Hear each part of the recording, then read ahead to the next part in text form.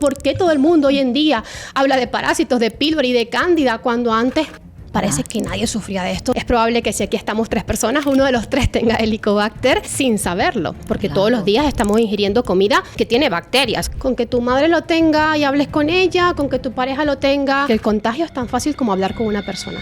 Doctora Gabriela Pocoví, experta en medicina integrativa especializada en inmunología y microbiota, lleva más de una década descifrando el lenguaje del intestino, ayudando a miles de mujeres a sanar desde la raíz, combinando ciencia con la sabiduría práctica de los remedios naturales. Cuando la bacteria entra, va a tu estómago, ¿vale? Si tu estómago está ácido, la bacteria la eliminas. No pasa nada. Y justamente el Helicobacter se desarrolla cuando la acidez del estómago no es la adecuada. Y eso nos genera consecuencias, porque no solamente es el Helicobacter, también va a ser todos los patógenos que puedan entrar. Cándida elevada, SIBO, que también se habla mucho hoy en día, no parásitos. Entonces tienes todo un ecosistema alterado. Yo tengo que saber que cuando aplico un antibiótico, la cándida gana fuerza. Y esto muchas veces tampoco nos lo dicen. Como antes nuestros terrenos estaban mejores, nos recuperábamos mucho mejor ante un antibiótico. Ahora nuestros terrenos están cada vez peor. De hecho, hay mucha gente que tras un antibiótico no se recupera y queda fatal. Lo que normalmente pasa, te encuentras unas semanas bien y luego viene la recaída. Es evidente que nuestra alimentación ha cambiado en los últimos años, más ultraprocesados, más comida occidental, el uso de antibióticos, fármacos usados de forma indiscriminada, una sobreexposición a microplásticos, muchos móviles, poco descanso. O sea, estamos en una era, en un momento vital del humano que no es coherente con su biología. Casi la mitad de las personas que están escuchando este episodio seguramente tendrán una bacteria que está viviendo dentro suyo y tú no te estás dando cuenta. ¿Por qué no tienes síntomas? Todavía no da la cara, pero vive ahí. Hasta que un día sí se muestra realmente tal como es y te empieza a producir dolores de barriga, hinchazón, inflamación, pesadez estomacal, acidez. Pero eso no es todo, porque luego puede ser la causante de tu falta de hierro, de tu cansancio y muchas otras complicaciones que incluso hay estudios que señalan que esta bacteria puede ser la causante de un tipo de cáncer en concreto, cáncer en el estómago. Así que este tema es súper importante y estoy segura que muchos de ustedes que nos escuchan se van a sentir identificados con todo lo que vamos a hablar aquí. Para ello he traído a la doctora Gabriela Pocoví, experta en medicina integrativa, experta en el tratamiento de la Helicobacter pylori, que nos va a explicar cómo es el procedimiento real, cuáles son las contraindicaciones, antibióticos sí, no, cuál es el protocolo real desde la medicina integrativa para que esta bacteria no vuelva a perjudicarnos más. Así que quédate hasta el final de este episodio porque estoy segura que vas a sacar muchísimas cosas prácticas.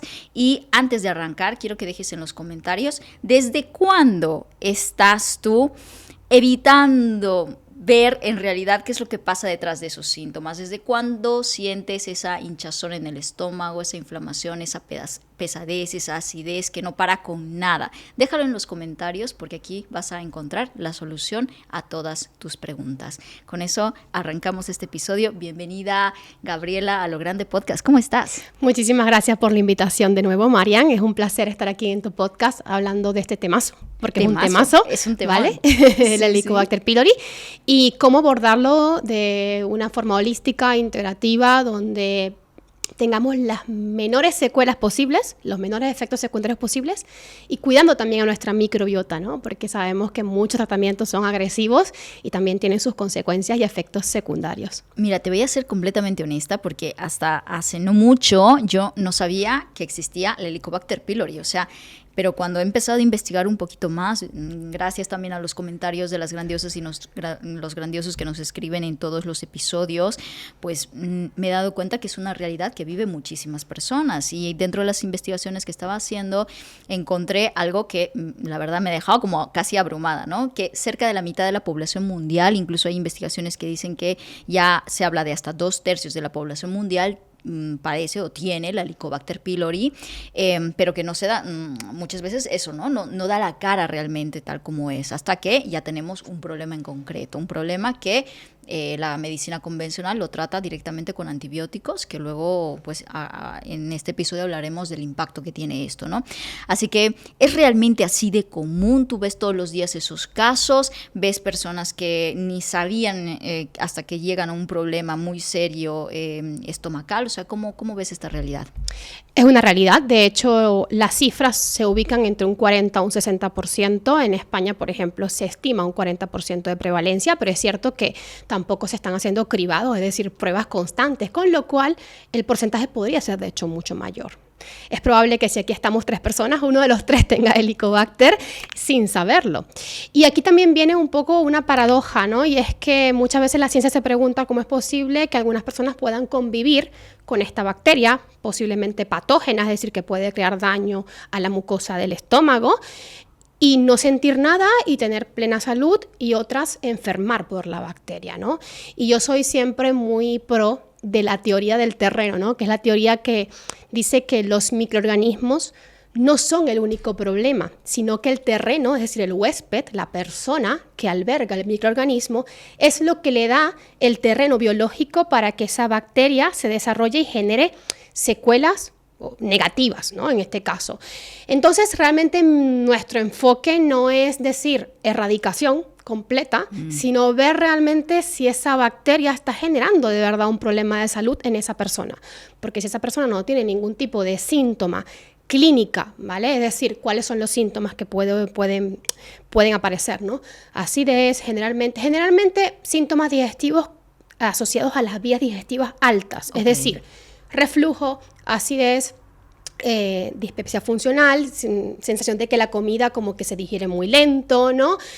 Acidez gástrica, como te digo, la comida se sube, genera como este reflujo ácido incómodo, también a veces un poco de hinchazón abdominal, ¿sí? Digestiones lentas, y también puede generar efectos secundarios en las digestiones. Debido a esa mala digestión de proteínas y de nutrientes, puede generar deficiencia de hierro, caída del pelo, deficiencia crónica de B12. Pero es curioso porque la Helicobacter se desarrolla generalmente porque nuestro estómago, que es el sitio de nuestro tubo digestivo que debería estar más ácido. De hecho, se dice que si tú metieras un dedo en un estómago, se te podría irritar o disolver, porque el pH es de 1,5 a 3 como mucho, debería estar el pH del estómago, es decir, el nivel de acidez. Este nivel de acidez es muy bajo, es decir, este pH es muy bajo y esta acidez es muy alta para justamente neutralizar o matar cualquier bicho que tú ingieras, porque todos los días estamos ingiriendo comida que tiene bacterias, es decir, las bacterias son parte de nuestro entorno y todos los días comemos alimentos que tienen bacterias, que tienen hongos, ¿sí? Gracias al ácido de nuestro estómago, eliminamos estos microorganismos, inclusive parásitos, ¿no? Que ya hablaremos de ello, pero todos los días estás ingiriendo microorganismos. Esta acidez nos permite matarlos. Y justamente el Helicobacter se desarrolla cuando la acidez del estómago no es la adecuada, es decir, cuando el pH pasa de ser muy ácido a muy alcalino. El Helicobacter no puede vivir en ambientes en ambientes ácidos, ¿vale? La Helicobacter tiene que vivir únicamente en ambientes alcalinos. Por eso, realmente, la cosa es preguntarnos, oye, ¿qué fue lo primero? Porque seguramente lo primero fue que había un ambiente muy alcalino, un pH muy poco ácido que permitió que la Helicobacter creciera. Y este Helicobacter en sobrecrecimiento justamente también promueve que el ambiente sea aún más alcalino. Y eso nos genera consecuencias, porque no solamente es el Helicobacter, también va a ser todos los patógenos que puedan entrar, ¿vale? Porque ese pH al estar tan alcalino permite que entren otros microorganismos y generen más desequilibrio de esa microbiota. Entonces, generalmente, tú no tienes un paciente solamente con Helicobacter pylori. Tienes un paciente con Helicobacter pylori y seguramente otras disbiosis, otros desequilibrios, cándida elevada, ¿sí? Bacterias proteolíticas altas, SIBO, que también se habla mucho hoy en día, no parásitos. Entonces tienes todo un ecosistema alterado. Y muchas veces ponemos el foco en el Helicobacter porque a lo mejor está muy estudiado, porque a lo mejor tiene este vínculo con el cáncer gástrico que tú has mencionado muy bien. Y nos asustamos con el Helicobacter, pero la realidad es que casi siempre están ocurriendo múltiples cosas, ¿sí? Entonces, yo realmente, mi principal mensaje es ese, que no solamente tenemos que tratar los microorganismos como cuestiones aisladas, sino ver qué está pasando en el terreno para que ese microorganismo prolifere, verificar que también no hayan otros microorganismos creciendo y generando problemas, porque a veces la sintomatología que tenemos no es del Helicobacter, es también de otras cosas que están desequilibradas en esa microbiota, claro, que aún desconocemos, porque esta microbiota es tan compleja, tan diversa, que desconocemos realmente. Claro, y las investigaciones todavía están ahí trabajándose, o sea, el mundo que descubriremos más adelante, claro, sobre este microsistema que habita dentro de nosotros. Ahora bien, vamos a hablar de estos matices porque sí me interesa el hecho de un ambiente alcalino, un ambiente más ácido, porque los tratamientos también van un poco contradictorios, ¿no? Más adelante hablaremos, por ejemplo, del uso de los protectores gástricos. Totalmente. Eso es tema que me gustaría que nos explicases. Pero ahora sí que, entendiendo también, y para que la gente te pueda conocer un poco más, bueno, ya has venido al podcast también para hablar acerca de la inflamación y demás, y bueno, tú eres experta en muchas cosas, ¿no? ¿Por qué la Helicobacter pylori? O sea, ¿por qué te has especializado en eso? ¿Cuál es tu historia con eso? ¿Has visto muchos pacientes en el camino? ¿Por qué has tratado más este tema? Al final la inflamación es algo muy, muy amplio, ¿vale? Cuando tú dices tratas muchos temas es porque realmente para tratar a un paciente de forma completa hay que tener nociones un poco de todos, porque hasta ahora nos hemos especializado mucho en el que tiene Hashimoto, en el que tiene un autoinmune, en el que tiene un problema digestivo, el gastroenterólogo, el digestivo nada más te ve el Helicobacter, cuando realmente la medicina no funciona así. Sabemos que los ecosistemas están conectados y la inflamación crónica al final es el mecanismo a través del cual se desarrollan todas estas enfermedades. Pero es cierto que también la inflamación crónica está en gran parte modulada, es decir, controlada por nuestras bacterias, por nuestra microbiota intestinal, es decir, nuestro intestino es el que le da muchas veces las señales al sistema inmune para que esté inflamado o no, por ponerlo en palabras muy sencillas, ¿no? Muy fáciles de entender. Entonces, si tú tienes una disbiosis, que es un desequilibrio de tus microorganismos a nivel intestinal, las respuestas o las señales que va a recibir tu sistema inmunitario van a ser respuestas o van a ser señales asociadas con los procesos inflamatorios, ¿vale? Y eso va a generar seguramente pues síntomas inclusive fuera del sistema digestivo, que se llaman síntomas extradigestivos, síntomas en el sistema nervioso, niebla mental, cansancio, un sistema inmunitario más reactivo, más propenso a alergias, a asma, a enfermedades autoinmunes, ¿vale? Entonces, al final, para yo tratar cualquier tipo de afección, ¿sí? Yo tengo que mirar el sistema digestivo. Si yo tengo un paciente con una enfermedad autoinmune, que realmente mi tesis yo la hice de enfermedades autoinmunes, yo tengo que mirar cómo está la microbiota, ¿sí? Y si esa microbiota tiene un desequilibrio, tiene un Helicobacter, tiene un parásito asociado, tiene una cándida elevada, ¿vale? Que es lo que suele suceder, es muy difícil que yo logre una mejoría o una remisión completa de ese diagnóstico de Hashimoto, de lupus, de cansancio crónico, de fibromialgia, si no trabajo la salud intestinal. Y hay cosas tan sencillas como, por ejemplo, la rosácea, los problemas de la piel, claro, también tienen que ver con el ecosistema intestinal. Entonces, al final tenemos que mirar el sistema digestivo. Pero si me voy a un nivel un poquito más profundo, ¿no? Porque esto es como un iceberg, de alguna manera, ¿no? Sí. Vemos la punta, vemos la enfermedad, ¿no? El Hashimoto, la psoriasis, el lupus, la rosácea, ¿no? El cansancio crónico que tengo, la fibromialgia. Pero debajo de ese iceberg hay una parte media que, y yo lo explico casi siempre en las clases, ¿no? Que es la inflamación crónica de bajo grado, que está disparando ese proceso inflamatorio por mi sistema inmunitario. Y debajo está la microbiota, nuestras bacterias orquestando también un poco estas respuestas inflamatorias sistémicas. Y si me voy a un nivel más abajo, ¿qué es lo que está generando este desequilibrio de nuestras bacterias intestinales? ¿Por qué todo el mundo hoy en día habla de parásitos, de pylori, de cándida, cuando antes parece que nadie sufría de esto, todo el mundo digería bien, nadie tenía ni intolerancia al gluten ni a la lactosa, todo el mundo comía de todo y aquí no pasaba nada, ¿no? Ni siquiera los niños nacían con tantas alergias, con tantos problemas que tenemos hoy en día. Y debajo está, por supuesto, lo que llamamos... Espera, antes de seguir, llevo años entrevistando a los mayores expertos en diferentes áreas: salud, emociones, relaciones, dinero, espiritualidad, propósito, y me di cuenta de que toda esa sabiduría se estaba quedando como en episodios sueltos. Así que decidí juntarlo todo y unirlo con mi propia historia de transformación y escribí un libro. Se llama Vive a lo Grande y está disponible en todas las librerías de España o de manera digital en cualquier parte del mundo. Si sientes que estás sobreviviendo en tu vida y quieres empezar a vivirla de verdad, quieres empezar a construir una vida a lo grande, entonces este libro es para ti. Puedes escanear el código QR que aparecerá ahora en pantalla o ir al enlace que encontrarás debajo de este video y hacerte con él. Ahora sí, seguimos con la entrevista. Y debajo está, por supuesto, lo que llamamos las bases, los hábitos de vida, ¿no? Entre los que está la alimentación. Es evidente que nuestra alimentación ha cambiado en los últimos años, ¿no? Más ultraprocesado, más comida occidental, ¿no?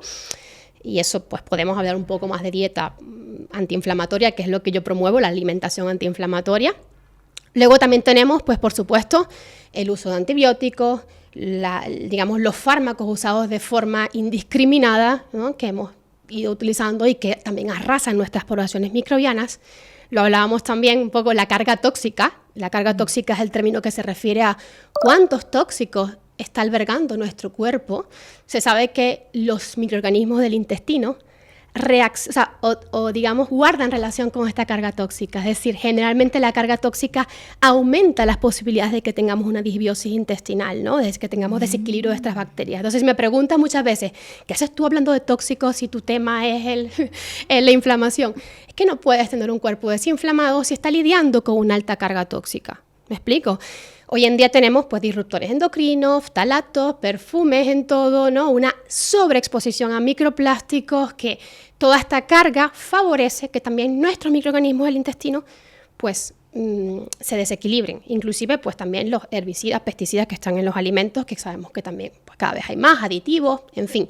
Podríamos aquí mencionar muchas cosas. Y también en esta base, como te digo, del iceberg, está las emociones, el estrés, ¿sí?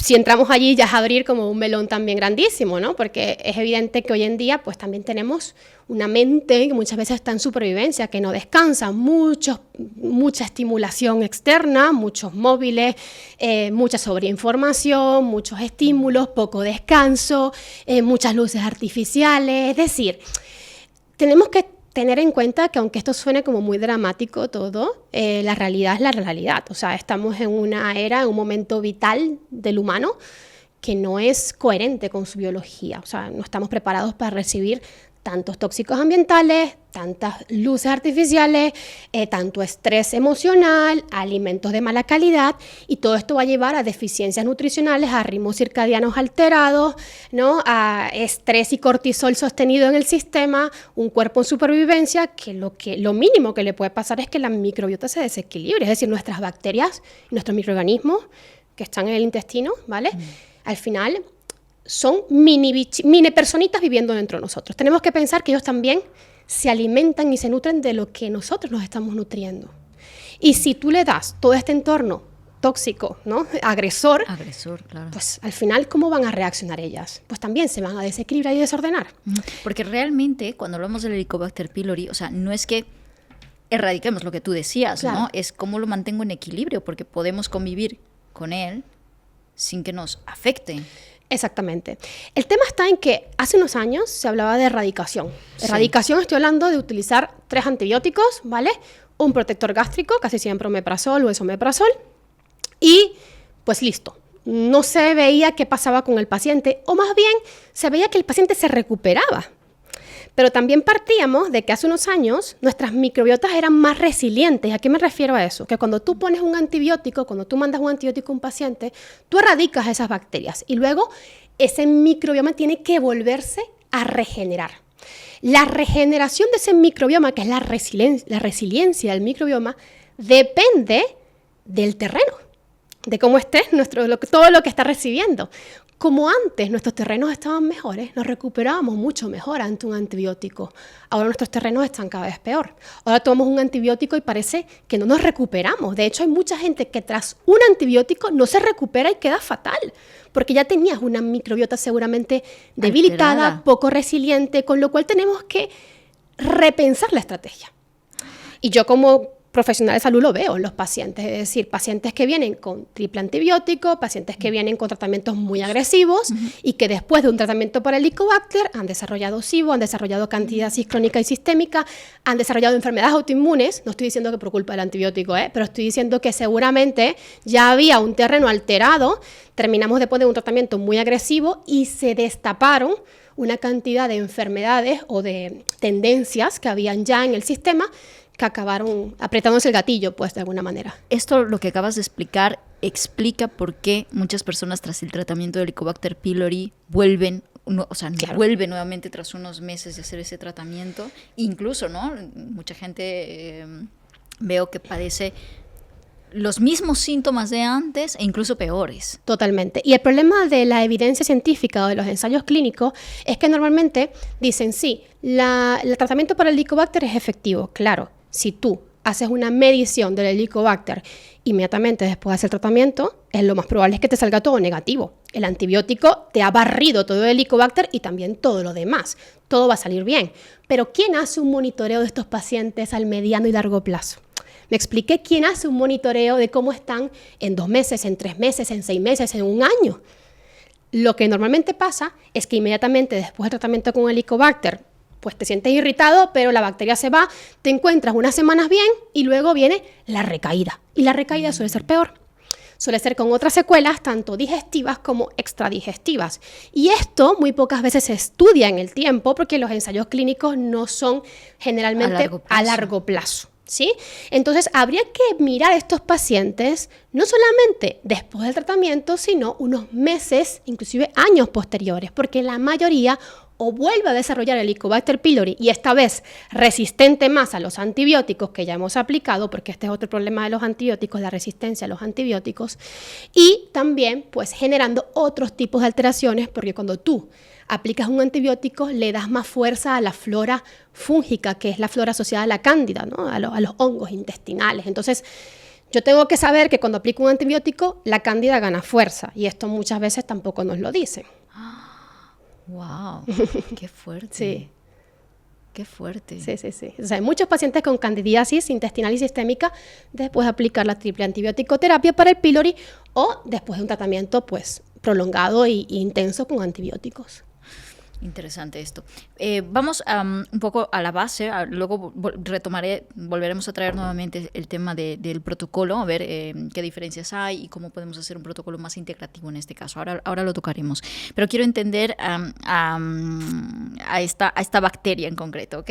¿Cómo se contagia exactamente? O sea, mediante qué cosas? O sea, la comida, o sea, ¿dónde está esta bacteria? Yo siempre hago esta recomendación y es que no se obsesionen para nada con el contagio, porque el contagio es tan fácil como hablar con una persona.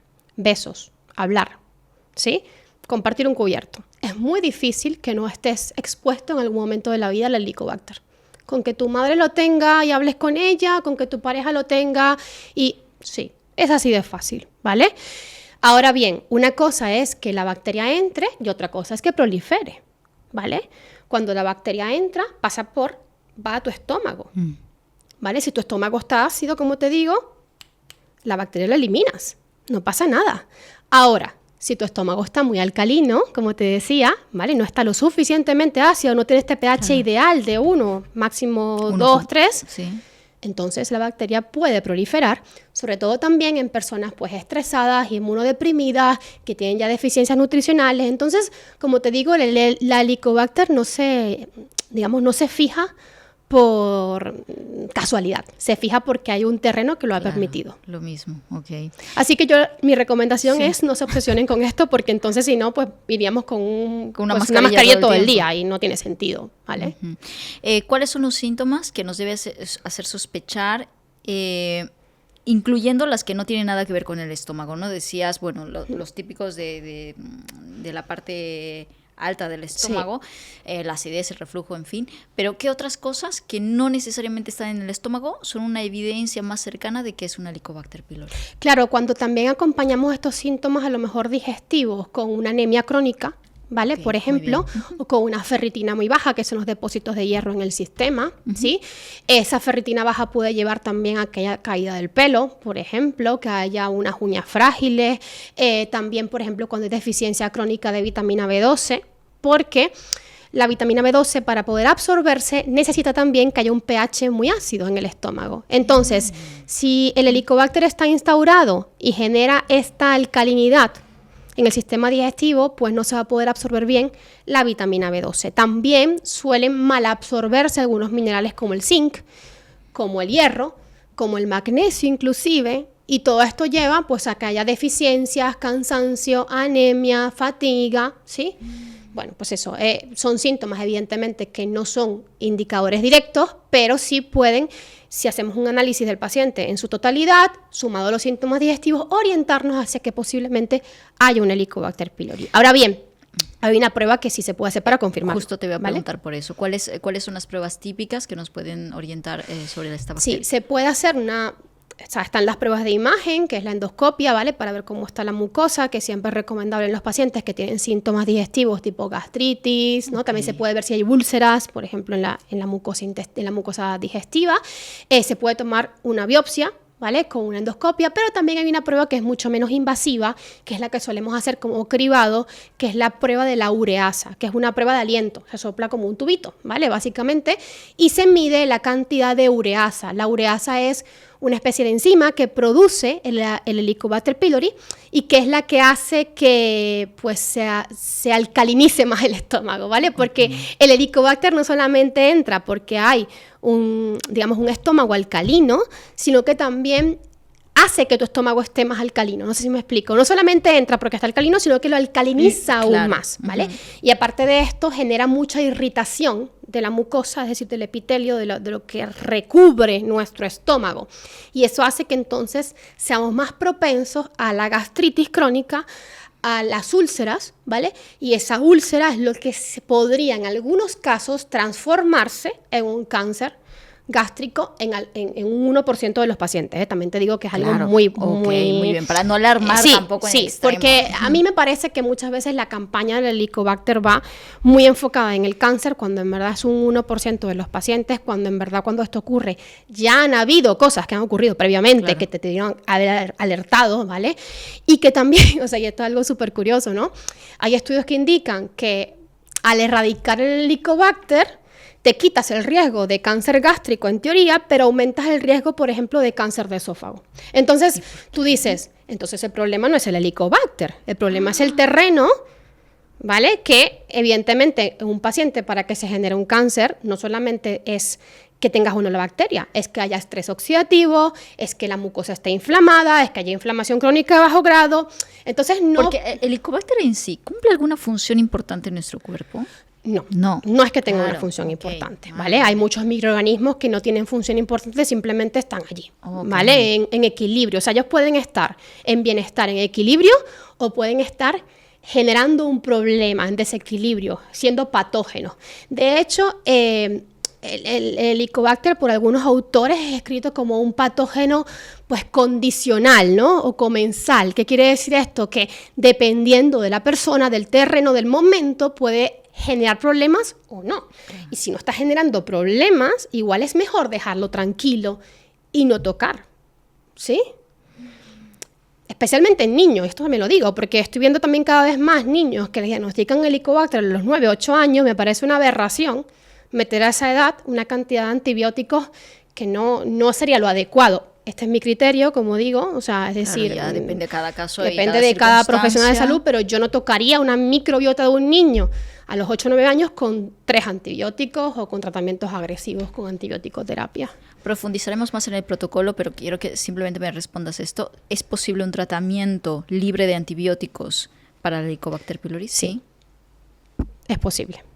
Es posible. Okay. Que igual también hay que mirarlo todo en conjunto y que igual también, como te explico, no quiere decir que lo erradiquemos al 100% también, porque no es igual un herbáceo que es un antibiótico o antimicrobiano natural, digamos proveniente de las plantas, de los aceites esenciales, que un antibiótico farmacológico, ¿vale? O sea, no son iguales y pues estos son un poquito más suaves, amigables con la microbiota y también no erradican a veces por completo, a veces lo que hacen que es bajar pues los niveles de Helicobacter, ¿sí? Okay. Y si lo acompañamos de otras estrategias, pues implantación con probióticos, inmunomoduladores, prebióticos, sustancias que ayuden también a mejorar el sistema inmunitario, disminuir la carga de estrés, cambiar la dieta, generalmente el paciente logra una mejoría. Ahora lo hablaremos, que esto me encanta. Vale, genial. Mucha gente, tú sabes que lo que te comentaba fuera de cámaras, ¿no? Nos habla o nos pregunta mucho por el tema de la tiroides y el Hashimoto.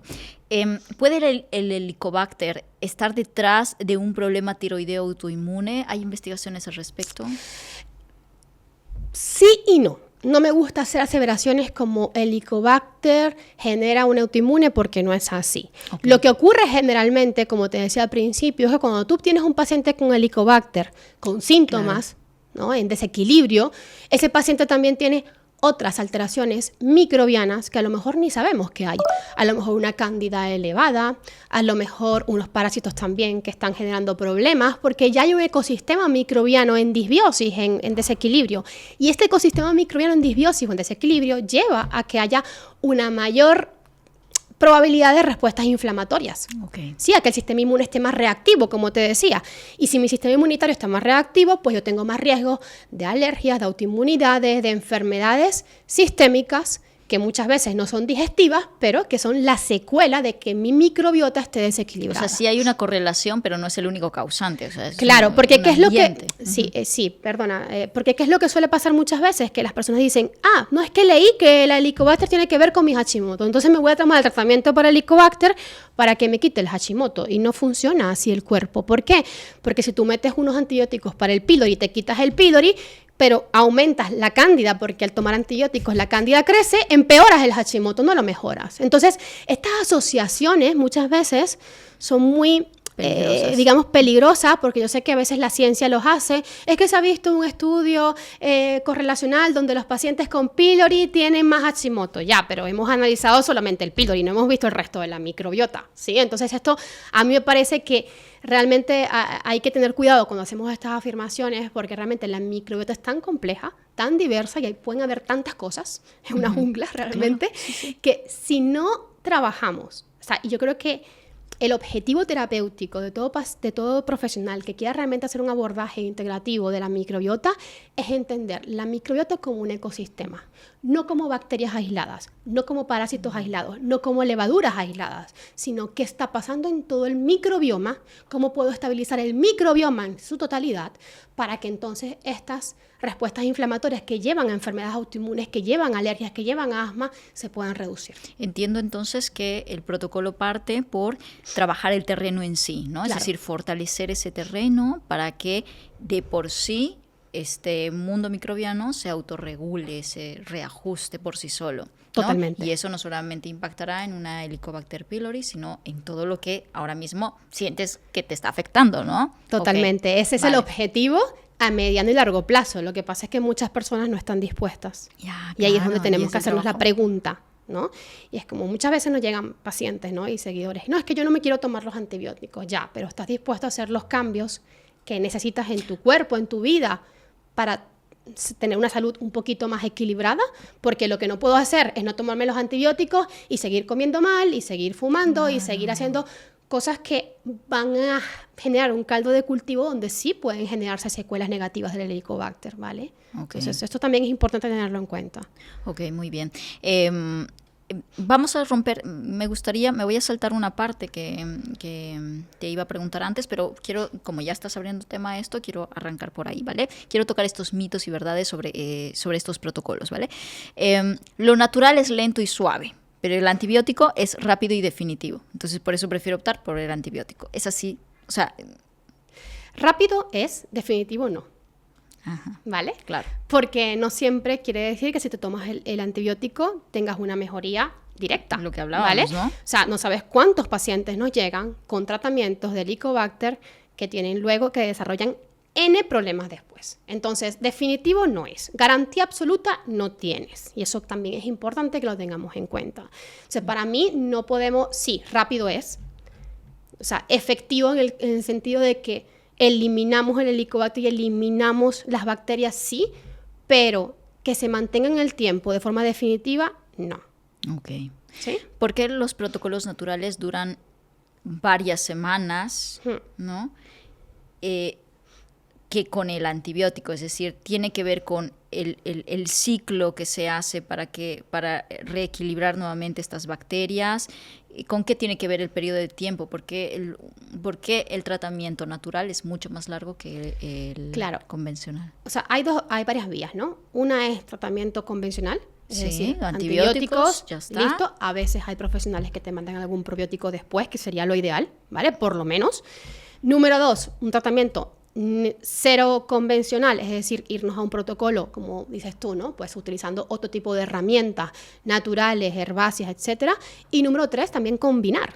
Se puede combinar un antibiótico con... Totalmente. Hay pacientes donde a lo mejor, aunque mi tendencia es más a hacer la número 2, ¿vale? Hay pacientes que a lo mejor nos dicen, mira, es que me siento más cómoda tomando el antibiótico porque tengo miedo, porque, pues he leído sobre el cáncer, y ya tienen como tanta predisposición que, de hecho, yo allí mismo soy la que les digo, mira, entonces vamos por esta vía, porque... Para mí lo más importante es que el paciente también tenga confianza en lo que está haciendo. O sea, no tiene sentido, y esto para mí a nivel de medicina frecuencial y cuántica es importante, que tú hagas algo en lo que no confíes, en lo que no sientas que no te va a funcionar. Para mí es importante que el paciente sienta que vamos por un buen camino. Entonces muchas veces sí, pues aplicamos la opción 3 también a veces cuando no ha funcionado alguna de las anteriores, ¿no? Entonces hacemos combinaciones. Pero...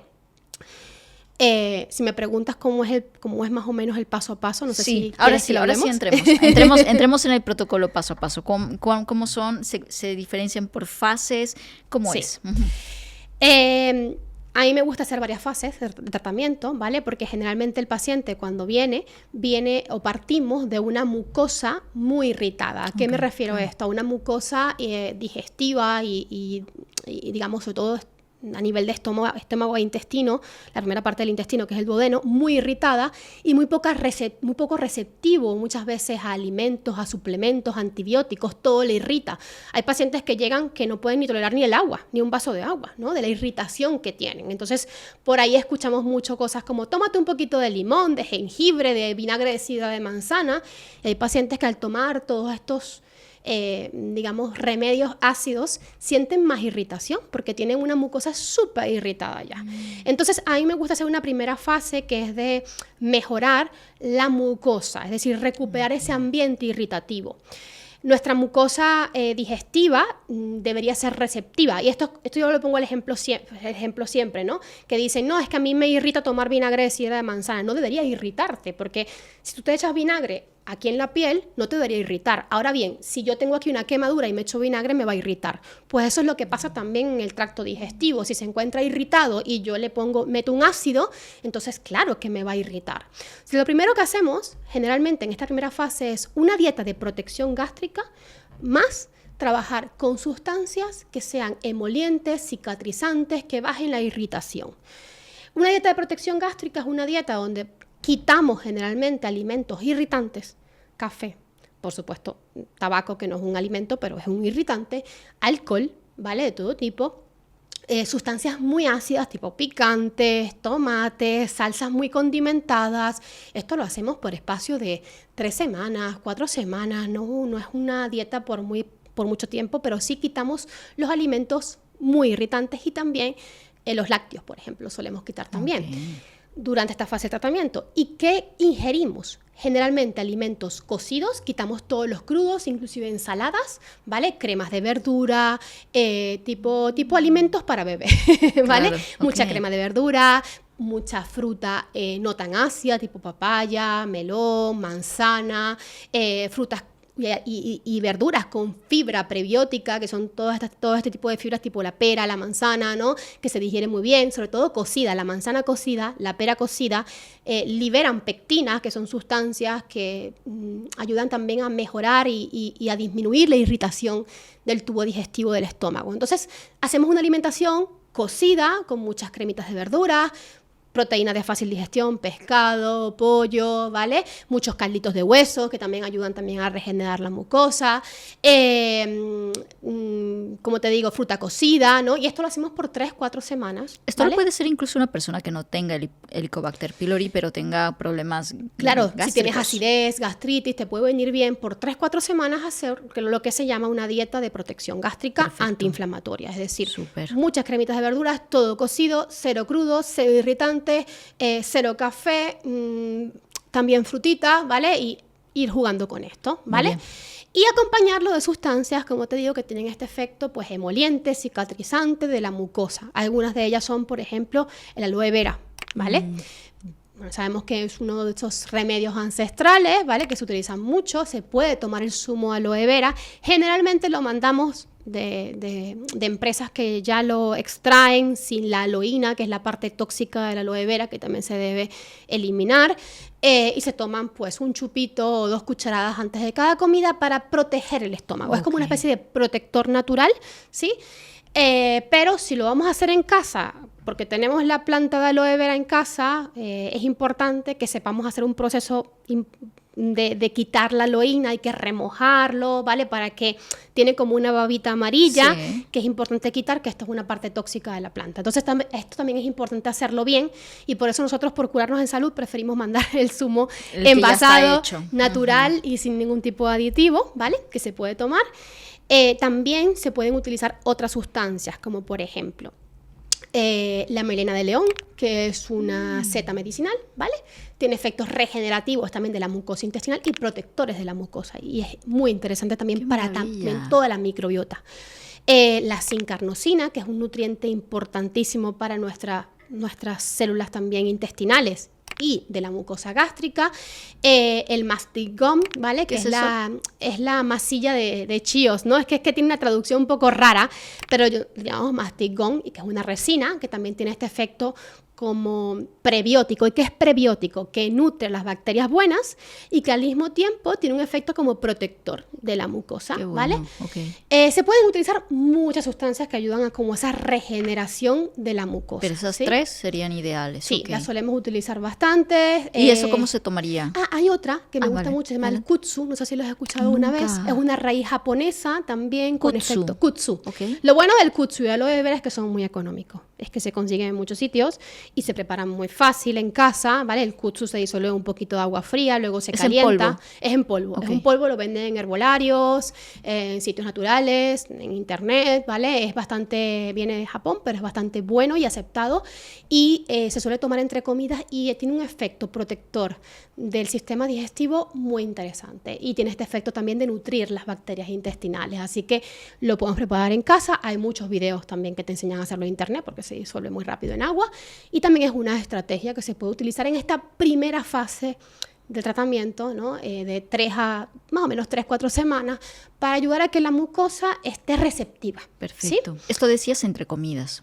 Sí, el kutsu en concreto. Kutsu, okay. Sí, el resto de cosas es antes. Antes de las comidas, y ya el resto de cosas pues depende del paciente, ¿no? Y todo esto. A veces no hace falta utilizarlas todas, como que utilicemos 2 de ellas, pues también depende mucho del paciente, pues. Perfecto. Bien, ¿vale? Fantástico. Luego, una segunda fase, ya podemos hacer como una fase de erradicación y de acidificación, ¿vale? Porque recordemos que, como expliqué en un principio, el Helicobacter crece porque está en un medio alcalino. Necesitamos acidificar ese estómago. Pero para poder yo añadir el ácido, tengo que haber primero protegido un poquito la mucosa, porque si meto el ácido en el primer momento, cuando vengo súper irritado con la mucosa alterada, pues lo más probable es que rechace todos esos remedios ácidos. ¿Y en esa fase 1 tiene sentido los omeprazoles? No tienen sentido, porque estamos eliminando aún más el ácido. Los protectores que te he planteado, que son más naturales, ¿vale? Tienen este efecto protector sin eliminar el ácido del estómago, ¿vale? Muy bien. Entonces, en esta segunda fase, lo que podríamos hacer es añadir sustancias ácidas, ¿vale? En este caso se puede utilizar vinagre de manzana antes de las comidas, ¿vale? Generalmente una cucharada en 50 mililitros de agua y se toma. También hay un remedio que preparamos mucho en el equipo que se llama remedio de limón amargo. ¿Cómo es eso? Que utilizamos un limón mediano, ¿sí? Ecológico, tiene que ser orgánico porque utilizamos la piel, ¿vale? Entonces en la piel también hay muchos tóxicos, fungicidas, entonces siempre recomendamos que sea orgánico. Y lo que hacemos básicamente es extraer el zumo del limón, lo retiramos y ponemos a hervir la cáscara, ¿vale? Con medio litro de agua, ¿vale? Una vez que hierva lo apagamos y cuando esté en frío añadimos el zumo de limón y lo refrigeramos. Y tomamos como unos 50 mililitros antes de las comidas, ¿vale? ¿Y qué hace la cáscara en concreto? La cáscara en concreto tiene pues aceites esenciales y tiene también quercetina y nos ayuda un poco a mejorar también. La quercetina de hecho es de los antioxidantes más estudiados por su papel digamos benéfico en nuestra microbiota y también pues tiene este efecto acidificador que buscamos y o sea, tiene como un efecto en varios puntos, ¿sí? Buenísimo. Y también solemos agregar, pues, en esta fase de tratamiento, en forma de suplementación, enzimas digestivas con betaína y ácido clorhídrico. Es decir, tú puedes suplementarte con el ácido del estómago, de alguna manera, ¿no? O como con el equivalente en suplementos al ácido del estómago, que es el ácido clorhídrico asociado a la betaína.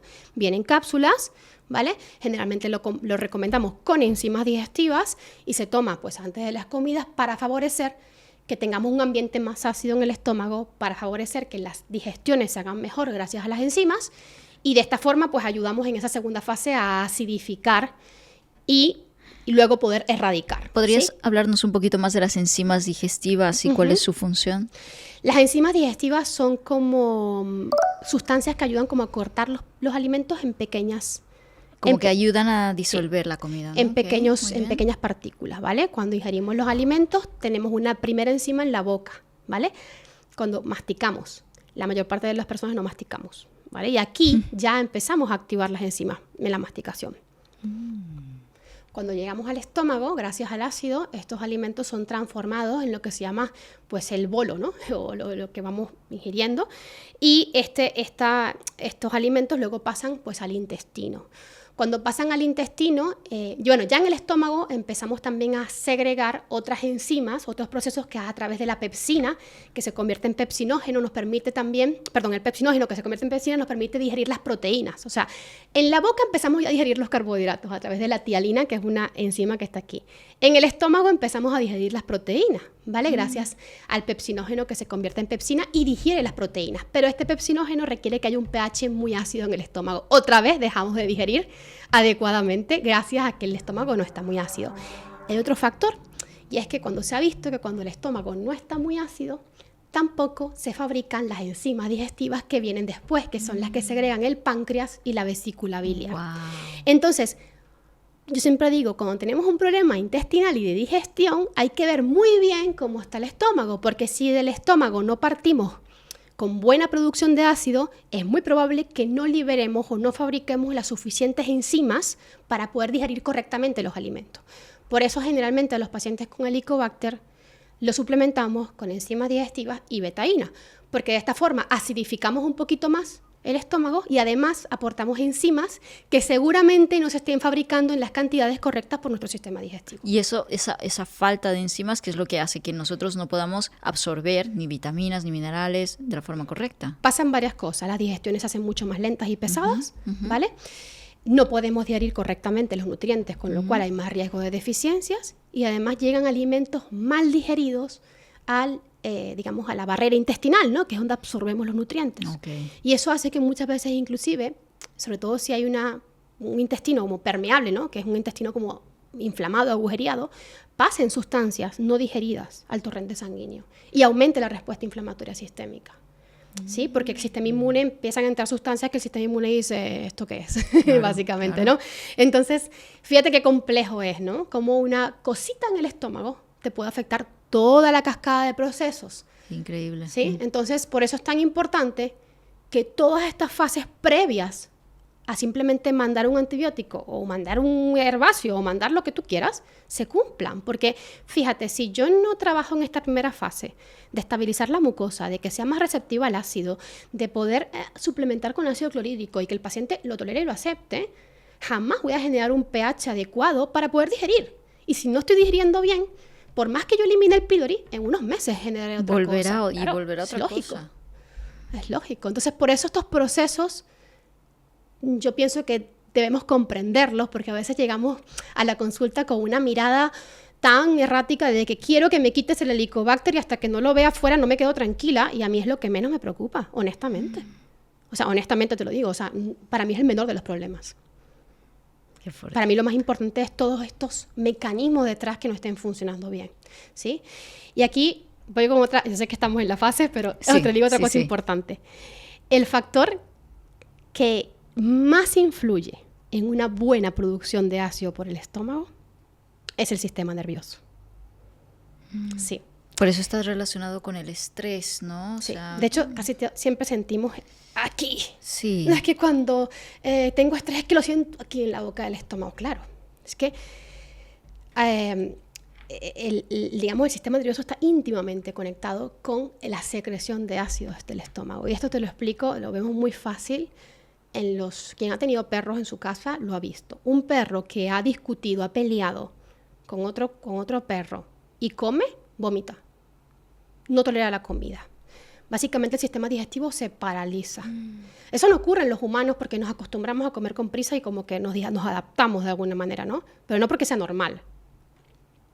Entonces, cuando un perro sabe que le vas a servir comida, lo primero que hace es salivar. La propia salivación genera un aumento de las enzimas. Ya está produciendo las enzimas para hacer todo el proceso digestivo. Ácido, enzimas. Claro. O sea, lo adecuado sería este ambiente placentero antes de comer, que tú dices, uy, se está cocinando el estofado, voy a comer, qué rico. Este momento de conexión, ¿no? Que tenemos a veces, qué rico, voy a comer, no sé qué. Y te imaginas y ya tu cuerpo se va preparando para ingerir alimentos, empiezas a segregar más enzimas, aunque no lo notes, ¿no? Tu cuerpo se empieza a preparar para digerir. Pero claro, es que eso no es lo que pasa hoy en día. De hecho, uno de los ejercicios que le pongo a veces a los pacientes, que a veces también, yo siempre digo, no, las culturas ancestrales tenían mucho que enseñarnos, ¿no? Estos rituales que muchas veces en otras culturas se siguen respetando de rezar, orar antes de las comidas, tiene un porqué. No solamente es agradecer por los alimentos, sino es un momento de presencia, claro, de conexión absoluta con lo que vas a recibir. Con lo que tu cuerpo va a recibir y abrirte a ese recibir, ¿no? ¿Tú has visto que la Helicobacter pylori, por ejemplo, se despierta más cuando la persona ha sufrido algo concreto de estrés o algo que no ha podido sostener y florece? ¿Sí? De hecho, ¿pasa? si le preguntas al paciente, generalmente, cómo ha estado su vida meses antes del diagnóstico, y casi siempre hay algún factor asociado a la parte emocional. Qué fuerte. ¿Vale? Entonces, claro. Como te digo, el sistema nervioso nos prepara para la digestión. Y si estamos en estrés, en alerta antes de comer, no podemos pretender que fabriquemos ácido y enzimas. Es que se bloquea completamente. O sea, tu cuerpo dice, ante el estrés necesito sobrevivir, correr, luchar, no digerir. No o sea, digerir. lo menos que quiero es que me metas ahora un plato de macarrones. O sea, no quiero comer ahora mismo porque necesito luchar contra algo. Entonces, muchas veces estamos, claro, las enfermedades que estamos desarrollando las estamos desarrollando porque vamos un poquito en contra de esta biología. Entonces, a veces un simple ejercicio, como a lo mejor sentarte y respirar 5 veces. No te estoy diciendo que hagas una meditación de 10 minutos, 5 veces antes de comer, especialmente si vienes de trabajar, por ejemplo, estas personas que vienen de trabajar y tienen media hora para comer. Media hora en la que no tienes ni tiempo para respirar mientras te calientas la comida, pero por lo menos sentarte, respirar, hablar un poquito con el colega y luego comer. Porque este cambio de estado, y por suerte, tenemos la suerte de que el sistema nervioso cambia muy rápido de un estado a otro si le damos las señales correctas. Okay. O sea, si le damos un poquito de respiración, con que hagamos 5 respiraciones, ya puedo pasar de un simpático alterado a un parasimpático más en flow que me permita digerir, ¿sabes? Entonces, esto es fundamental, porque yo te puedo mandar a ti el remedio de limón amargo, la vinagre de la manzana, las enzimas digestivas, con lo que tú quieras, y pues al final, si estoy comiendo así, no. Entonces, esto es muy importante, y por eso para mí el trabajo multidisciplinar, ¿no? Con psicólogos, con terapeutas que trabajemos en el sistema nervioso, conectar con herramientas, para algunos será la respiración, aromaterapia, que nos permitan enraizarnos un poquito y volver al presente, para mí es fundamental. Súper. Sí. Esta fase 2, entonces, ¿cuánto tiempo duraría? Y como... Vale, en esta segunda fase, aparte de pues acidificar y meter enzimas y todo esto, también pues podríamos hacer la erradicación, que es incluir Pues herbáceos, Ok. que son antibióticos naturales o farmacológicos en caso de que se decida hacer un tratamiento farmacológico, ¿vale? Ahí ya, si decides por lo farmacológico, entrarían tus antibióticos, ¿no? Sí, Ok, entrarían bien. los antibióticos, aunque una cosa importante, si decidimos hacer una vía farmacológica de erradicación del Helicobacter, es importante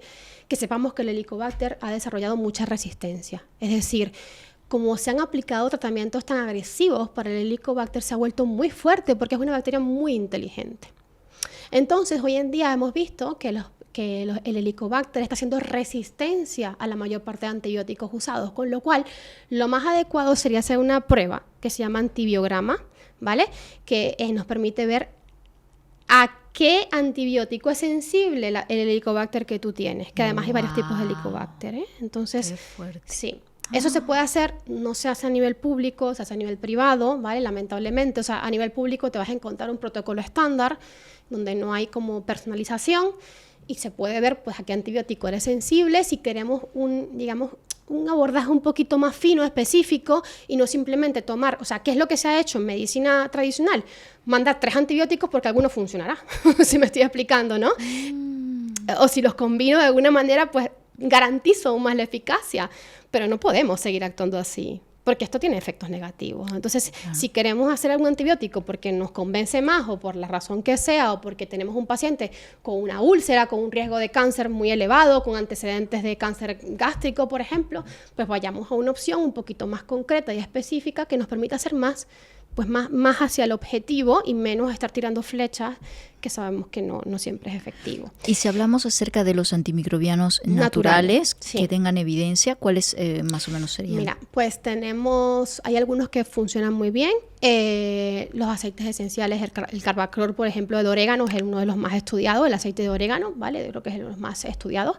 Es importante que tenga un buen porcentaje de carbacrol, que es la molécula, pues, digamos, efectiva o que tiene este efecto antimicrobiano, al menos un 86% o más, ¿vale? Para que sea realmente eficaz, ¿no? Okay. Suele funcionar en la mayor parte de casos. También se pueden hacer terapias combinadas de orégano con canela, es decir, varios aceites esenciales, porque también mientras más combinemos, pues también mayor probabilidad de que tengan más espectro contra varios tipos o sea, es decir, contra la mayor parte de patógenos. Y otra parte buena que tiene el tratamiento con herbáceos es que, por ejemplo, cuando trabajamos con aceites esenciales, también hay otras alternativas, por ejemplo, el mastic gum que te comenté, también se puede utilizar. Es que generalmente estos agentes, la berberina también es otro, el ajo, la lisina, sí.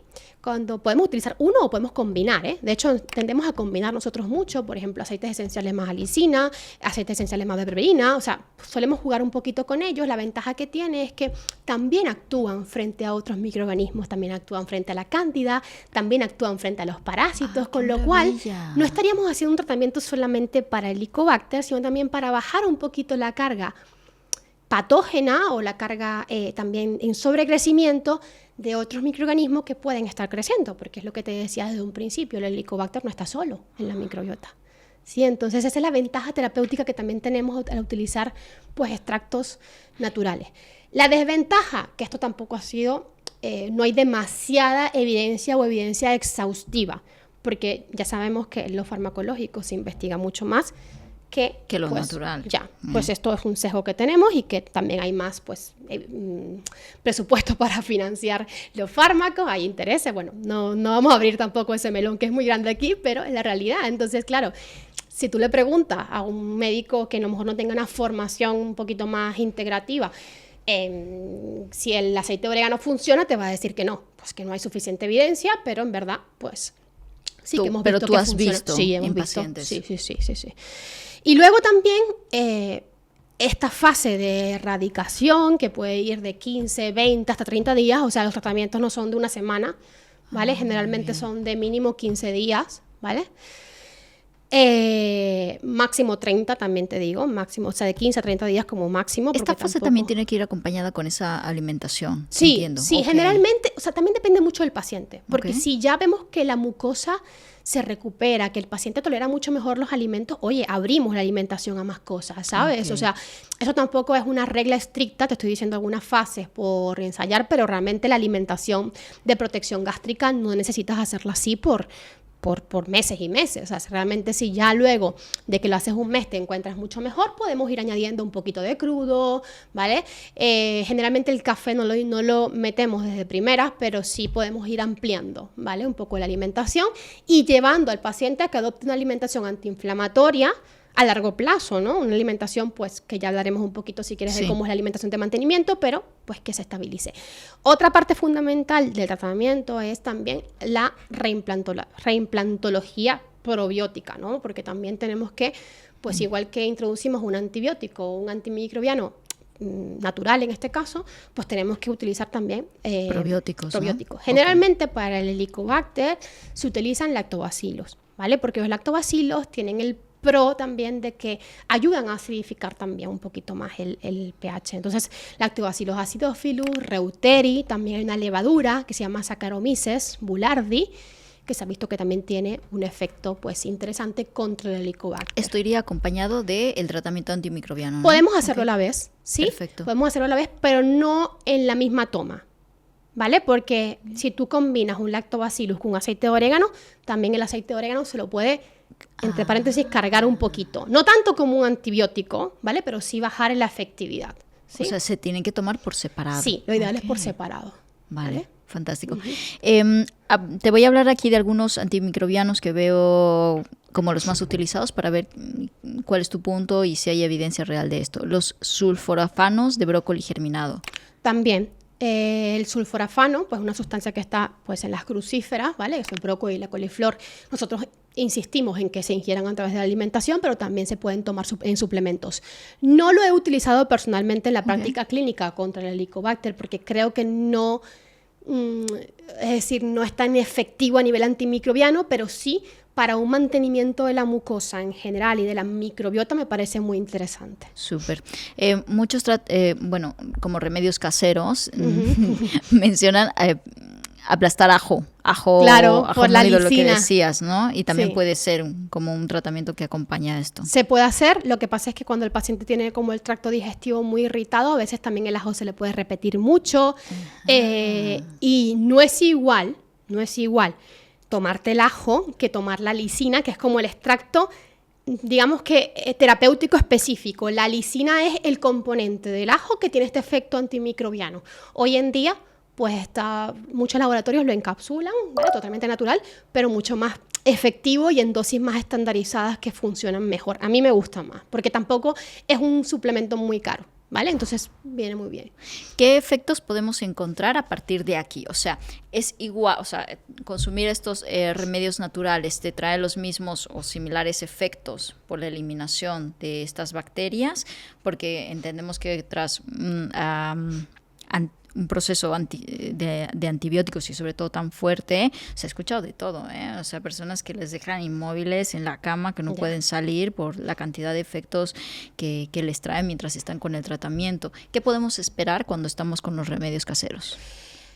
A ver, podemos esperar varias cosas. A veces durante el tratamiento en concreto, es decir, mientras estás tomando el aceite de orégano, la lisina, puedes sentir un poquito de incomodidad. No te voy a mentir, porque al final estamos tomando agentes que también son un poquito irritantes. Nunca como 3 antibióticos a la vez, pero sí ligeramente irritantes, ¿vale? Okay. Realmente los beneficios se empiezan a notar un poquito más también en la fase de estabilización, un poquito más a largo plazo, ¿vale? Que la persona suele sentir un poquito más de mejoría. Entonces, más en la tercera fase, de alguna manera. Okay. ¿Sí? O sea, durante el tratamiento con antimicrobianos, a veces podemos sentir un poquito de irritación, especialmente si esa mucosa todavía está un poco irritada. Vale, ¿sí? vale. Que es lo único, ¿no? No se compara con lo que tiene... No se compara, okay. no se compara. Vale. Y depende mucho del paciente, de su estilo de vida, de los niveles de estrés, de muchas cosas, ¿eh? O sea, al fin y al cabo, no te puedo decir como una evolución concreta, porque es verdad que puede ser bastante diversa según cada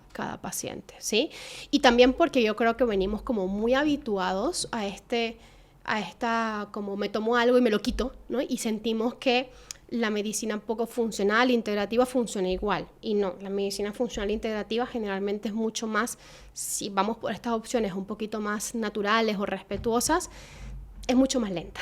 Entonces, también tenemos que tener en cuenta que hay que tener como este espacio de paciencia, constancia, ¿no? Disciplina en el proceso, ¿no? Ok, cuando estamos con los remedios naturales, ¿esta fase 2 se extiende más tiempo? No, solamente son 15-20 días de tratamiento. Sí, son 15-20 días de tratamiento en cuanto a la parte de herbáceas o antibióticos, pero las enzimas, a lo mejor los remedios de vinagre de manzana, eso sí lo podemos mantener a largo plazo, porque nos interesa seguir acidificando el sistema, como te digo, ¿sí? Perfecto. Entonces, ¿qué entraría en la fase 3? ¿En qué consiste? Consiste en una fase de mantenimiento y estabilización, ¿vale? Entonces aquí podemos continuar con algún tipo de probiótico o también introducirnos a los probióticos naturales, por ejemplo, al hacer kombucha en casa. Y digo esto porque, bueno, hay marcas de kombucha muy buenas y con cultivos probióticos vivos, pero hay muchas hoy en día que están saliendo pasteurizadas, que realmente no son tan beneficiosas o no tienen este efecto de tener probióticos vivos para nuestra microbiota. También podemos hacer chucrut en casa, de hecho, que se hace, que es el repollo cortadito y se fermenta con sal, es súper sencillo de hacer, genera probióticos y además tiene sulforafano.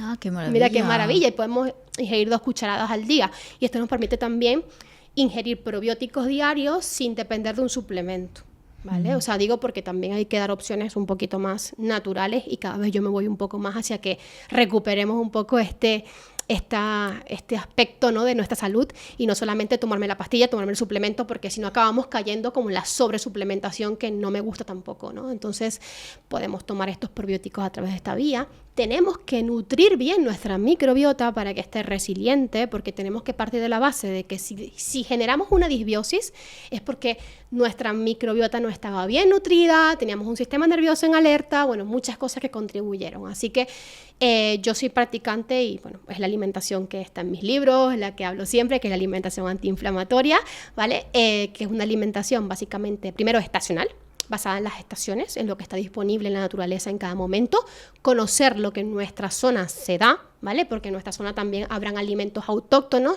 que algunos se darán todo el año, algunos se darán en temporadas, y ser coherentes con eso que nos da la naturaleza. Ingerir suficientes polifenoles antioxidantes, ¿vale? Porque los antioxidantes son sustancias que nutren también la microbiota y nos defienden del estrés oxidativo, y que podemos encontrar sobre todo en el reino vegetal, es decir, en la fruta y la verdura de estación, porque se ha visto que la fruta y verdura de estación tiene más contenido en polifenoles antioxidantes. Entonces, por ahí escucharás, curioso. El arándano es de los alimentos más antioxidantes, ya, pero si el arándano te lo traen de otro país, pues mejor igual fijarte en lo que tienes aquí disponible en cada momento, ¿sí? Porque es lo que está más fresco, y realmente los antioxidantes dependen mucho de la frescura del alimento. Sí, está relacionado con... Sí, de la frescura y del grado de maduración. Entonces, si tú, por ejemplo, me quitas un tomate de la planta, ¿vale? Cuando todavía no ha madurado lo suficiente, la cantidad de antioxidantes, de licopeno, de nutrientes de ese tomate va a ser mucho menor a uno que se ha dejado madurar en la planta y que se ha respetado sus tiempos de crecimiento. Entonces, siempre que podamos ingerir fruta y verdura local, bien tratada, que haya sido un poquito más respetuosa en los tiempos de crecimiento, muchísimo mejor. Okay. ¿Vale? Súper. La fruta y verdura, aparte de los antioxidantes, tiene la fibra. La fibra es lo que nutre también a nuestras bacterias intestinales, ¿vale? También, por ejemplo, una cosa que me encanta para nutrir bien nuestra microbiota son los caldos de hueso, los caldos de animales en general. Los caldos de animales tienen aminoácidos que son reparadores de la mucosa. Entonces podemos hacer caldos con huesos de vaca, con carcasas de pollo, con colas de pescado, ¿vale? Podemos variar también. Y también es un nutriente esencial para nuestra salud digestiva. Y luego también está el omega 3. El omega 3, que está en los pescados pequeños, pues para mí también, sobre todo pescados pequeños como la sardina, que ahora está de temporada, el boquerón, las caballas, pues son pescados que también nos ayudan a aportar omega 3, que son bajos en mercurio además, y que nos aportan pues este nutriente que es tan importante, ¿no? Y luego están 2 vitaminas que para mí son claves, que son la vitamina A y la vitamina D. Son vitaminas liposolubles que se encuentran principalmente en los alimentos grasos, ¿vale? Sí. Las carnes, los huevos, las yemas de huevo. No tiren las yemas, por favor, de verdad, o sea, es lo más nutritivo que hay. Es súper importante. Y, por supuesto, la exposición solar correcta para poder generar suficiente vitamina D. Entonces, muchas veces estos nutrientes son claves para que nuestro cuerpo esté bien nutrido, para que nuestra microbiota y nuestras mucosas estén sanas, y es importante incluirlos. ¿Qué excluimos? Porque también excluimos cosas en la alimentación antiinflamatoria. No es solamente tomar caldo de hueso, sino también lo que te quitas, ¿no? Hoy en día o intentamos quitar la mayor parte de cereales de la dieta porque ingerimos un exceso de cereales. No estoy hablando solamente de gluten, de trigo, ¿no? Que es una de las cosas que quitamos de la dieta, ¿sí? Sino que también a veces decimos, bueno, quito el gluten del trigo, pero entonces me paso a la comida sin gluten, o me paso a las cereales sin gluten. Empiezo a comer maíz, arroz, ¿no? Entonces empiezo a abusar de estos alimentos. Y realmente la alimentación antiinflamatoria lo que busca es quitar la mayor parte de cereales o evitarlos y incluir solamente aquellos de muy fácil digestión, sin abusar en pequeñas cantidades, como a lo mejor el arroz salvaje, el trigo sarraceno, también el arroz bien lavado. Pero hoy en día el problema de los cereales es que además de que muchas veces ocupan un espacio en la dieta muy grande que nos quita lugar a otros alimentos más nutritivos, porque cuando tú te comes un plato de macarrones, ¿vale? Estás comiendo harina, básicamente, te llenas, pero no es un plato realmente denso en nutrientes. Ahí no hay suficiente vitamina A, suficiente vitamina D. Generalmente están fortificados, de hecho. O sea, se agregan vitaminas a las harinas de las pastas para que cubrir esa falta de nutrientes, pero no es igual que tú fortifiques un alimento a que tú comas alimentos densos en nutrientes. Entonces, yo generalmente quito este montón de cereales de la dieta. Dejo algunos, porque pues, evidentemente se pueden ingerir, pero no en cantidades excesivas como lo estamos haciendo, y potencio alimentos, como te digo, fruta y verdura, carnes de calidad, huevos, pescado, grasas buenas, para realmente que sea una alimentación densa en nutrientes. Y aquí también convendría añadir como alimentos que tengan altas cantidades de hierro, sobre todo por la deficiencia que trae claro. el Helicobacter, ¿no? ¿Y cuáles alimentos son altos en hierro? El máster es el hígado, por ejemplo, ¿no? Entonces, alimentos densos en nutrientes son alimentos generalmente de origen animal.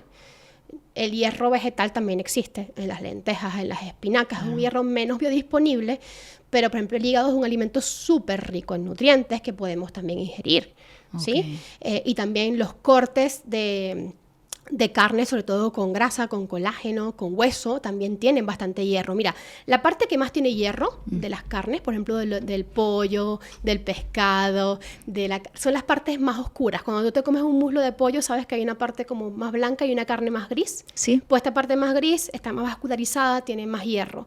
Igual pasa con el pescado. El pescado tiene una parte blanquita y una parte, generalmente el pescado azul, tiene más hierro que el pescado blanco. ¿Vale? Entonces, casi siempre esta parte oscura nos gusta menos. Sí. Porque hoy en día... Es como... tiene un sabor, más fuerte, claro. La gente se ha acostumbrado mucho a comer pechuga de pollo, a comer cortes como muy magros, muy limpios, como lomos, pero generalmente lo que más tiene hierro es lo más oscuro. El hígado, la parte más gris, la parte más fuerte es lo que menos nos gusta. Y también tenemos deficiencias de hierro por comer así. ¿Sí? Entonces, esto es importante. Y para que haya una buena absorción de hierro, tenemos que también tener una buena ingesta de vitamina C con las comidas. La vitamina C, por supuesto, le podemos poner un poquito de zumo de limón al agua de consumo, añadir frutita a la ensalada, tipo una naranja a la ensalada que a mí me encanta, ingerir suficiente verdura con la comida, ¿vale? Que también aporta vitamina C. Entonces, al final, lo que necesitamos es alimentos densos en nutrientes, carnes de calidad, pescados, huevos, buena porción de verdura y fruta de estación. Y si queremos, pues, algún día, pues algunos cereales, pero que no sean la base de nuestra dieta, ¿sí? Porque estamos comiendo un exceso de cereales que también tiene un hándicap, que, bueno, es un tema muy extenso, que hoy en día también muchos de los cultivos, sobre todo de cereales, están contaminados con glifosato, que es un herbicida, pues que también tiene un efecto bastante negativo a nivel de microbiota intestinal, que también se ha visto que puede favorecer pues, procesos disbióticos como el SIBO y también tener un efecto ligeramente antibiótico en la microbiota. Eso quiere decir que podríamos estar todos los días ingiriendo pequeñas dosis de antibióticos sin saberlo. Sí, esto es muy fuerte. ¡Qué locura! Esto es muy fuerte, claro. Entonces, por eso hoy en día la gente dice, pero ¿por qué tenemos tantos problemas? ¿Por qué digerimos tan mal? Porque no tenemos un entorno nada favorable a nivel alimentario. Esto cuando hablamos siempre de este tipo de dietas, siempre hay estos como sentimientos encontrados, ¿no? Una, porque, bueno, es como que es una puerta que nos abres hacia volver al origen, ¿no? A lo natural y tal. Pero hoy en día como que lo natural también se vuelve lo más caro, ¿sabes? Sí. hablar de orgánico es muchas veces lo no permisivo para la mayoría de la población, entonces genera como es un poco controversia, ¿no? Es que yo no me puedo permitir ese tipo de alimentos. ¿Cuál es la alternativa o cómo tendríamos que ver nuestra alimentación? Si no te puedes enfocar en orgánico, que lo entiendo perfectamente, al menos busca cuidar los alimentos que incluyes. O sea, como te digo, incluir más proteínas acompañados con verduras. Si esas verduras no son orgánicas, pues lávalas lo mejor que puedas y ya está. También yo soy muy partidaria de buscar redes de apoyo. Hoy en día casi en todos los sitios a lo mejor hay pequeños agricultores, que no es el orgánico que llega al supermercado, sino a lo mejor más pequeños productores a los cuales puedes comprar directamente y a lo mejor te sale un poquito más económico, ¿sabes? Claro. Es decir, que busquemos un poco alternativas, porque sé que comer ecológico u orgánico para todo el mundo no es viable. Y no quiero que nos enfoquemos únicamente allí. Sí quiero que nos enfoquemos un poco más en, primero, revisar lo que estamos comiendo, quitar estos alimentos que a lo mejor no están contribuyendo nada a nuestra salud. Y ya luego, pues si podemos perfilar un poquito y queremos escoger más orgánico, más tal, pues mejor. ¿Que no podemos? Pues no pasa nada. Un buen lavado de verduras, ¿vale? Se le puede añadir bicarbonato al lavado, que se ha visto que neutraliza algunos herbicidas y pesticidas, y también en el caso de los cereales, de las legumbres, remojarlas. Remojar también y lavar bien el arroz, lavar bien y remojar las legumbres, reduce también el contenido de metales pesados, sustancias que pudieran estar allí, pues pesticidas, así que bueno, pues eso, hay cosas que podemos hacer para amortiguar un poquito la carga. Claro. También teniendo en cuenta que nunca vamos a tener la garantía al 100%, de nada. De nada. Sí, de nada. Hoy en día, en este mundo en el que estamos, es cada vez más complicado. Vale, sí, ya para cerrar esta parte, para evitar que vuelva el bicho, porque todos quieren, no, ya no quiero este bicho, no quiero que vuelva, ¿no? Entonces, este tratamiento de dieta antiinflamatoria nos puede ayudar a evitar a que vuelva a la bacteria. Si queremos evitar que vuelva, hay que trabajar en los hábitos de base, ¿vale? Alimentación, sistema nervioso, carga tóxica, que se ha visto que también, pues, una alta carga tóxica, al final, ¿qué es lo que hace? Hace que nuestro sistema inmunitario esté más deprimido, esté más distraído, porque cuando tú cuando tú a diario ingieres miles de sustancias tóxicas, tienes a tu sistema inmune batallando contra ellas, el sistema inmunitario ocupa toda su energía en defenderte de eso y descuida otros procesos importantes que tiene.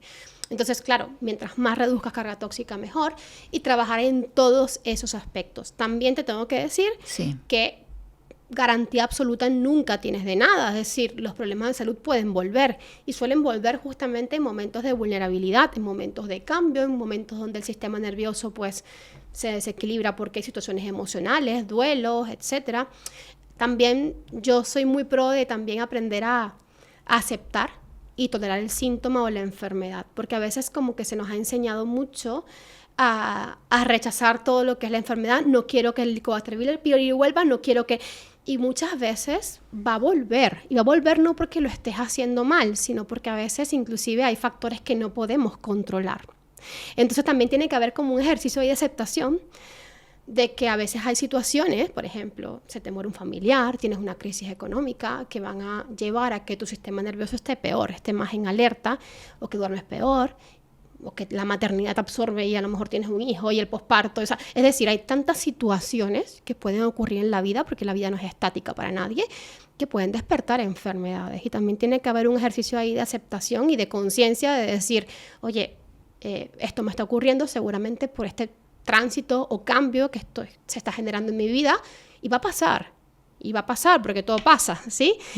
Voy a tener herramientas para poder trabajarlo, para poder superarlo, pero no hacerle la guerra al cuerpo, porque a veces sentimos que nuestro cuerpo falla, no es que mi cuerpo falla, mi cuerpo se enferma, y el cuerpo no falla, el cuerpo humano no falla, el cuerpo humano es sorprendentemente inteligente y adaptativo, y generalmente lo que hace es adaptarse a lo que está ocurriendo y siempre intentar salvarte. O sea, yo siempre digo, el cuerpo siempre intenta salvarnos y hacer su mejor esfuerzo en que estemos bien, en que sigamos en esta tierra, ¿sí? Entonces, porque esta lucha también con nuestro cuerpo, en mi experiencia con los pacientes, lleva a que estemos peor.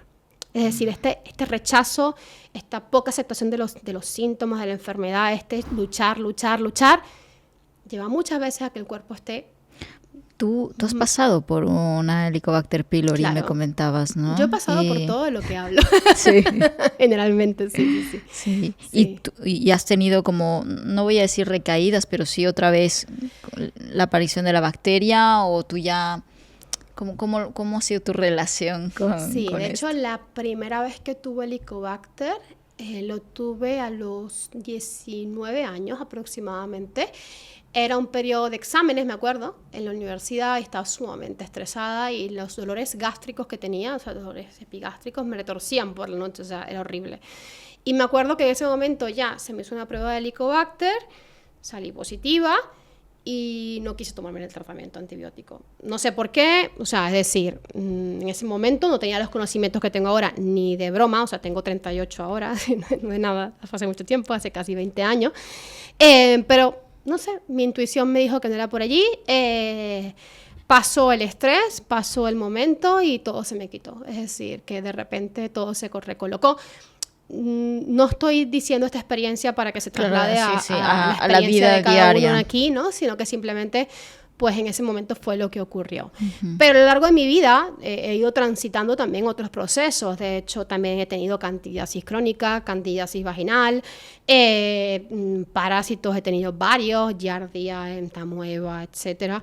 Y luego también tuve un SIBO, por ejemplo, ¿no? Que es de las cosas más comunes hoy en día, el sobrecrecimiento bacteriano intestinal. Es decir, y generalmente es así, el paciente que tiene una Helicobacter tiene más cosas y desarrolla más cosas a lo largo de la vida, sobre todo si no se trabajan los problemas de base. Y también tuve un Hashimoto, Todo. una rosácea, y también tuve 1000 cosas, ¿vale? Es cierto que pues muchas de esas cosas ya no están, ¿sí? Y creo que ha sido un trabajo progresivo, es decir, yo si me preguntas, por ejemplo, mucha gente me dice, ¿cuánto tiempo te tomó quitarte el Hashimoto? Y yo nunca digo que me he quitado el Hashimoto, yo siempre digo que esa tendencia está en mí, pero que está en remisión simplemente, pero ya llevo pues unos cuantos años sin tratamiento. Y con me Helicobacter encuentro bien. pylori igual. Y con el Helicobacter pylori más nunca supe de él, o sea, realmente nunca he tenido más fuerte. síntomas, las pruebas que me he hecho han salido todas bien y ahí está y todo perfecto, entonces no me preocupo demasiado. Muy bien. También es verdad que a día de hoy pues tengo mucho conocimiento para saber cuando mi cuerpo necesita atención, ya sea de algún tipo de otro y cuando no, pero bueno, ha sido un camino progresivo. Lo primero que yo hice fue alimentación antiinflamatoria. De hecho, mi primer contacto con todo este mundo fue alimentación antiinflamatoria, porque vi lo que me cambió la vida. O sea, cuando yo empecé a quitarme los cereales, los lácteos en alimentación, a comer más denso en nutrientes. Luego, pues incorporé toda la parte de suplementación, me apasioné con la suplementación, la actividad física también, que ya la hacía. Y luego pasé a una tercera etapa, que es donde estoy un poco ahora, donde tras la maternidad empezó a explorar todo este mundo de pues, la carga tóxica, pues, más las emociones, más a trabajar un poco el ser desde un poco más multidimensional, un poco más metida allí, y al final lo integré un poco todo, ¿no? Porque al final es eso. Pero sí que es verdad que estoy en una fase donde estoy bastante bien, ¿no? A pesar de que tengo mis temas de cambio a nivel emocional, estoy en una etapa importante de tránsito, pero mira, pues me encuentro bien. Creo que al final también, si tú abonas el terreno de base, pues cuando vienen esos pequeños cambios de la vida, Claro, los puedes sostener mucho mejor, Sí, 100%. Sí, sin garantía absoluta, ¿eh? También acepto cuando mi cuerpo, pues me viene la alergia, que es mi síntoma como más de... Evidente que te tiene la ahí, ¿no? rinitis alérgica, sí, o los problemas de la piel, pues ahí vienen y también los recibo. Si solo pudieras dar ahora un consejo para cerrar este episodio, para la gente que se ha sentido identificada con todo lo que has comentado, está atravesando precisamente este camino de vida con la Helicobacter pylori, ¿no? Seguramente desde hace años. ¿Qué consejo les podrías dar para las personas que quieren empezar desde ya con todo lo que nos has enseñado hoy? Bueno, como mensaje final, me gustaría decir, y es algo que siempre le digo a los pacientes, que el Helicobacter no es el problema central. Sé que muchas veces venimos con la visión de que quiero erradicar esto, pero lo más importante es entender cómo funciona tu sistema digestivo, por qué el Helicobacter se instauró o se instaló en tu sistema digestivo, por qué está generando los problemas, la acidez que genera. Y para ello tenemos que restaurar el terreno ácido del estómago, como te digo, el pH del estómago, tenemos que restaurar la fisiología el potencial enzimático, trabajar también el sistema nervioso, ir trabajando en renutrir tu cuerpo, ¿no? Porque seguramente habrán deficiencias de hierro, de B12, de vitaminas liposolubles, que son claves para la mucosa. Y realmente la clave para poder recuperar un sistema digestivo, ¿vale? Y también trabajar cualquier inclusive enfermedad sistémica es entender el terreno, ¿vale? Y si tú entiendes el terreno, puedes mejorar, por supuesto, la defensa no solamente contra el Helicobacter, sino contra cualquier microorganismo, pues contra los que generan el SIBO, contra los parásitos, contra la cándida. Al final entender que ellos no son el problema, sino que se instauran debido a que hay un ecosistema o un terreno que lo ha permitido. Así que autoanalizarse ahí, qué es lo que puede, y analizarse también como, ¿cuánto tiempo, no? Es lo que preguntaba también al principio, ¿cuánto tiempo tu cuerpo está sosteniendo esto? ¿Con qué síntomas, no? Empecemos a ser autoconscientes de esto porque vamos a entender ahí el origen, quizás dónde ha partido todo y quizás si esto viene de hace mucho tiempo, pues a lo mejor una píldora en un momento concreto no es la única solución, ¿no? Exactamente. Y hay que mirar otras cosas, así que ahí está el reto. Y también para todos. hacernos la pregunta, ¿no? De ¿estamos dispuestos o qué camino queremos tomar? Es una decisión, pero sencillamente yo creo que si queremos trabajar en una salud más consciente, más coherente y sobre todo en un mantenimiento a largo plazo, tenemos que trabajar de forma integrativa, entendiendo todo esto. Nada, pues muchísimas gracias. Gracias a ti, Gaby. Marian. Ha sido un placer tenerte en este espacio. Espero tenerte también para un nuevo tema de conversación aquí en el podcast y un placer como siempre. Para la gente que quiera saber más de ti, ¿dónde estás, Gaby? Estoy en mis redes sociales como @nutri de nutrición, Gaby con B y con Y al final, NutriGaby, ¿vale? Y también pues mis 2 libros los tienen, que es Atención con la inflamación y la solución para la inflamación, y mi web que es nutrigaby.com, ¿vale? Muchísimas gracias, Gaby. Nada, gracias a ti. Y a ti que te has quedado hasta el final, y eso es que me encantará leerte en los comentarios, ¿cuál de todo ese arsenal de herramientas que hoy nos ha entregado Gaby vas a empezar a implementar hoy, ya sea si simplemente quieres pues eso, un mantenimiento, tener un mejor estado de salud, o quieres realmente combatir una Helicobacter que ya la tienes identificada? ¿Cuál va a ser tu primer paso? Te leo en los comentarios. Con eso me despido, ya sabes que hagas lo que hagas, siempre hazlo a lo grande. Nos vemos en una próxima. Adiós. Mira...